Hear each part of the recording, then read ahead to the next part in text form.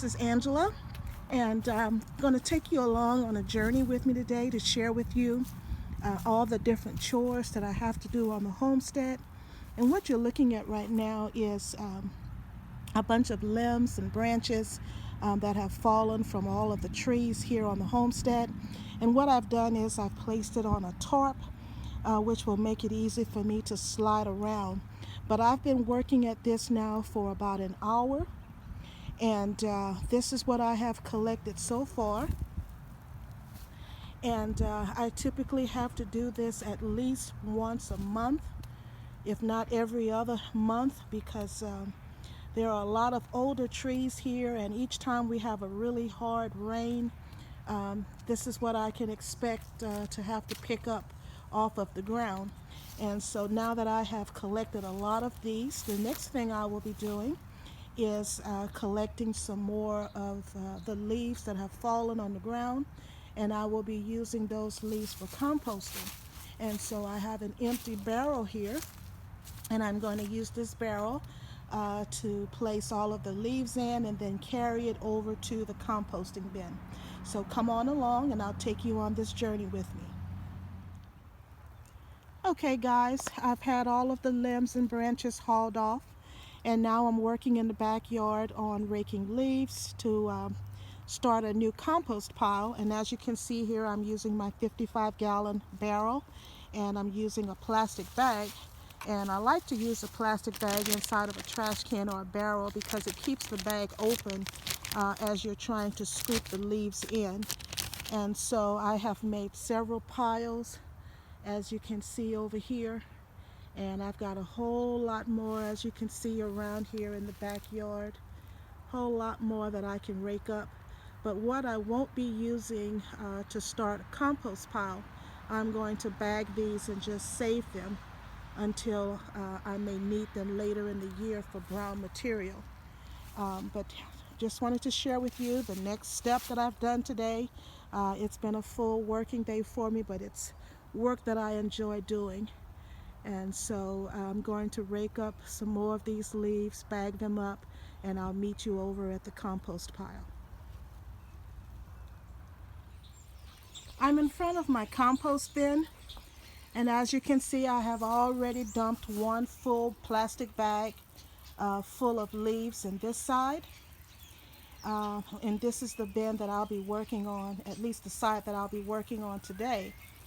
Over here is the side that the compost has broken down, and because I've left it for so long without attending to it, I have weeds that are trying to grow on top. It looks like those wild strawberries.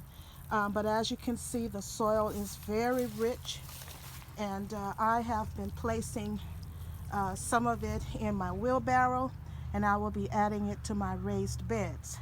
But today I'm going to work on creating another composting bin, and because of all the weeds that was in here, because it had been vacant for a long time, I've placed a layer of cardboard just below, and I've added one full bag size, and as you can see, this is a very large plastic bag, and I filled it and dumped it over in here. And so what I want to do now is to water it down. Want to give it a good watering.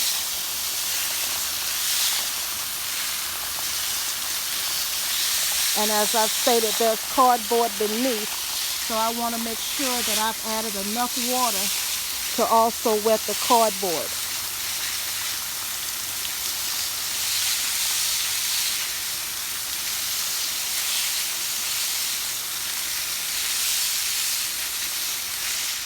Okay, and the next thing I'm going to do is I'm going to add my nitrogen, and I only have a little kitchen scraps here, but what I'm going to do is dump this here in the middle.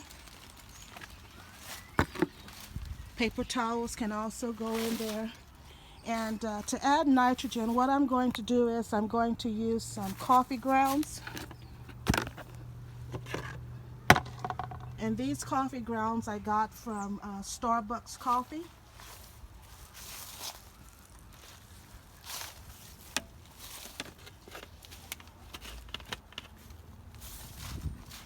just going to add that to the compost pile.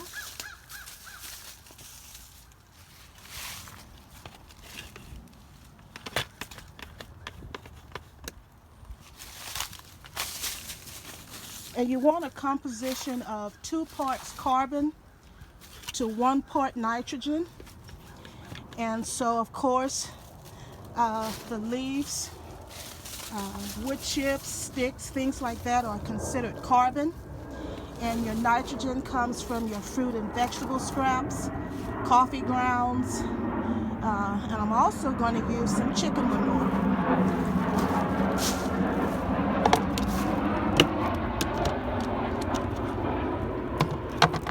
And my chicken manure has been broken down with pine wood chips or pine shavings that I use in the chicken coop. And so, of course, chicken manure goes a very long way, so you don't need to use a whole lot of it. So I'm going to get about 1 scoop.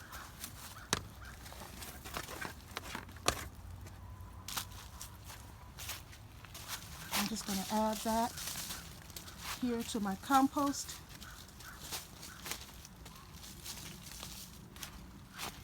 Then I'm going to water that in.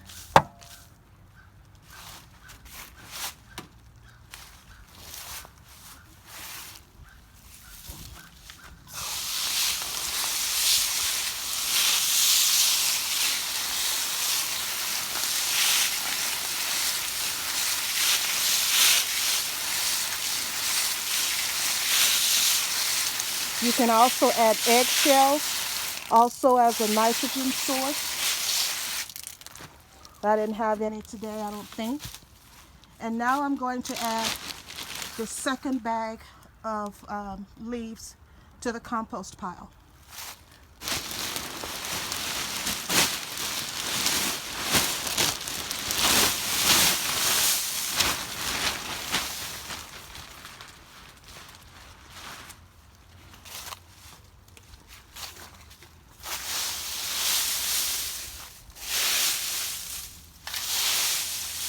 And although it looks like a whole lot, when it breaks down to hardly a third of that.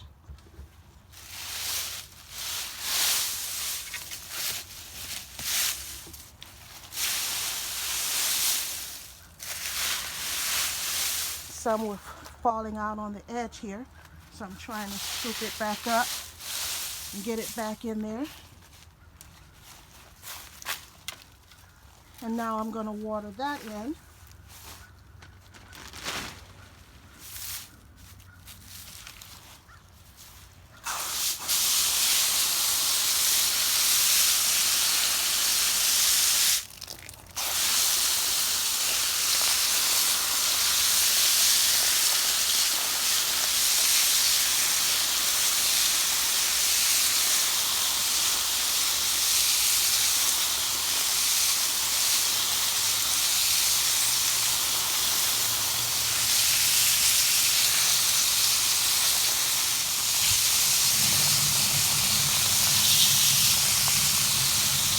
Okay, and you want to turn it about once every week, and I normally use a pitchfork to turn it. And then now what I'm going to do is continue getting more of this compost into my wheelbarrow and add it to my raised beds. And so I'll be right with you. Thank you for joining me so far. I have one more task for the day and I'll be done. Thank you so much. Okay, I'm in my garden and I'm getting ready to add my compost to my raised beds, and I'm going to start with this bed here, which primarily houses my potatoes. And so I always want to make sure that the soil level is high enough so that my potatoes can grow well beneath. And so here is my wheelbarrow with my compost, and of course I have much more, and I'll be adding compost to each of the beds, but I won't take you on that journey today with me, but I just want to share with you how I will be adding my compost to this raised bed.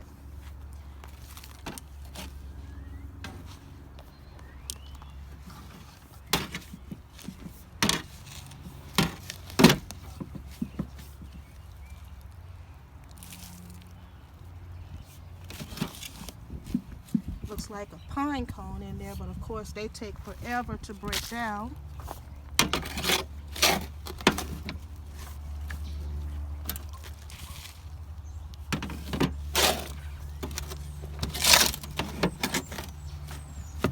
You can also add this to your pots that you know you're going to be using next year. Well, this year now, this spring or this summer. I saw quite a few worms when I first shoveled it, so I'm sure they're in here somewhere.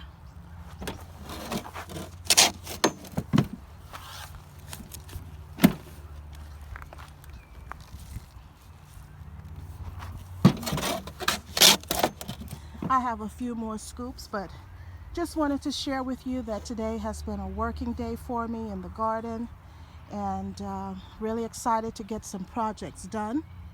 And if you like this video, please hit the like button, subscribe, and hit the notification bell for future videos. God bless.